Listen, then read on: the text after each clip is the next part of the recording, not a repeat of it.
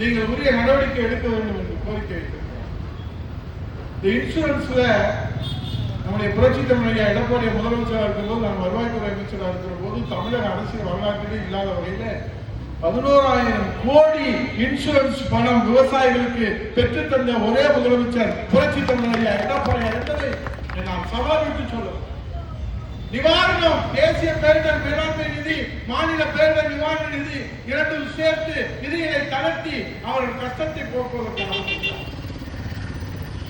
மனக்கத்துக்குரியவர்களே, உதயகுமாரியா உசிலமட்டியில் வந்து இத்தனை பேருக்கு உட்கார வச்சுட்டு காலையில் இப்படி மைக்கை போட்டு கத்துறானே நீங்க நினைக்கிறீங்க. மக்களுக்கு உண்மையை உணர்த்தணும், ஞாபகப்படுத்தணும். 58 கால்வாய் 48 50 ஆண்டு மேல கனவு திட்டம். அது நம்முடைய எடப்பாடியாருடைய காலத்துலதான் இங்க இருக்கக்கூடிய நம்முடைய நீதிபதி உள்ளிட்ட இங்க இருக்கக்கூடிய மூத்தவர்கள் மன்னவர்கள், அண்ணன் துரைராஜன் இருந்தாரு, அண்ணன் மகேந்திரன் இருந்தாரு, அண்ணன் தவசேகரன் காலத்துல வந்து அதை உருவாக்கி எங்களுடைய காலத்திலே அதில் தண்ணீர் ஒரு பாக்கியத்தை துறை தற்காத்து போன்றவர்கள், என் அப்பா பூமராஜா போன்றவர்கள் எல்லோரும் அதை கொண்டு வந்தோம்னு சொன்னா, இங்கே கூட்டு குடிநீர் திட்டத்தை கொண்டு வந்தோம்னு சொன்னா, இன்னைக்கு ஒரு சின்ன இந்த கடை பிரச்சனையை அது தீர்க்க முடியலன்னு இன்ன வரைக்கும் போராடிட்டே இருக்கிறாங்க. அதுக்கு ஏதாவது கூப்பிட்டு பேசணுமா இல்லையா? எதற்குமே தீர்வு கிடையாது. ஆகவே மாண்புமிகு முதலமைச்சர் அவர்களே, அதுல 7ஆம் தேதி நீங்க வர்றீங்க, மதுரைக்கு வாங்க. ஆனா காணாம போன ரோடையாவது கண்டுபிடிச்சு கொடுங்க, இல்ல காணாம போன மேயரையாவது கண்டுபிடிச்சு கொடுங்க, இல்ல காணாம போன 5 மண்டல தலைவரையாவது கண்டுபிடிச்சு கொடுங்க, இல்ல காணாம போன எதையாவது கண்டுபிடிச்சு கொடுத்தீங்கன்னா கொடுக்க மாட்டீங்க. எதுவுமே செய்யாம வர்றீங்க, பேசுறீங்க, போயிட்டு புரட்சி தமிழக எடப்பாடி அவருடைய ஆட்சி காலத்தில் மாவட்ட ஆட்சித்தலைவர் கட்டடத்தில் இருந்து பள்ளி கட்டணம் வரைக்கும் கட்டி கொடுத்தாரு. நீங்க வர்றீங்க, பேசுறீங்க, போயிடுறீங்க.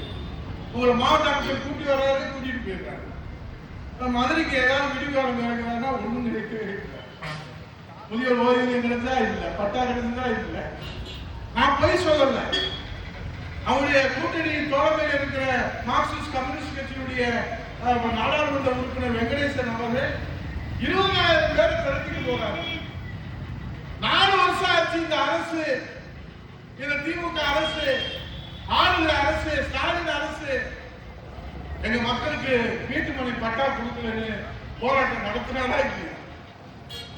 இந்த அரசுக்கு தெரியுமா தெரியாதா? அப்ப அதெல்லாம் நீங்க மூடி மறைக்க முடியாதுல்ல. இப்போ நீங்க 1 மாதம் இருக்கிற போது கண்கட்ட பிறகு சூரிய நமஸ்காரம் ஒரு கிராமத்தில் ஒரு பருவம் சொல்லுவாங்க.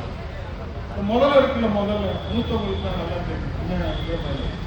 முதல்ல இருக்குல்ல, முதல்ல அது தண்ணியில இருக்கிற போது ஜெயிச்சுக்கிட்டே இருக்கு, அது தரையில வந்தா செத்து போயிடும்.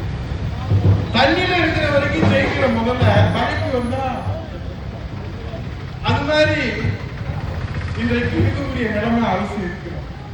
அவங்க தண்ணியில இருக்கிற வரைக்கும் தப்பிப்பாங்க, தரைக்கு வந்ததுக்கு அப்புறம் உண்மை நிலவரம் ஸ்டாலினுக்கு தெரிய வரும் என்பதை எடுத்து சொல்லி இங்க இருக்கக்கூடிய பெரியவர்கள் தாய்மார்களும் கடுமையாக நாம் உழைக்க வேண்டிய பருவம். அந்த எஸ்ஐஆர் இங்கே எல்லோரும் பாராட்டினார்கள், மிக நேர்த்தியாக அந்த பணிகளை செய்திருக்கிறார்கள். நம்முடைய அந்த கழகத்தினுடைய PLA 2 அவருடைய பணிக்கு நன்றியை தெரிவித்து